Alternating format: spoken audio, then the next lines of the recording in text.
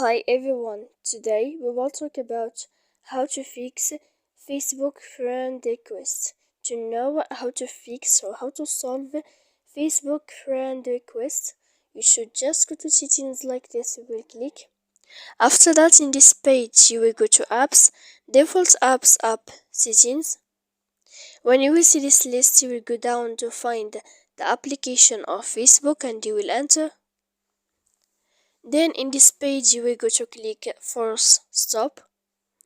After that you will enter to storage, and then in this page you will go to click clear cache.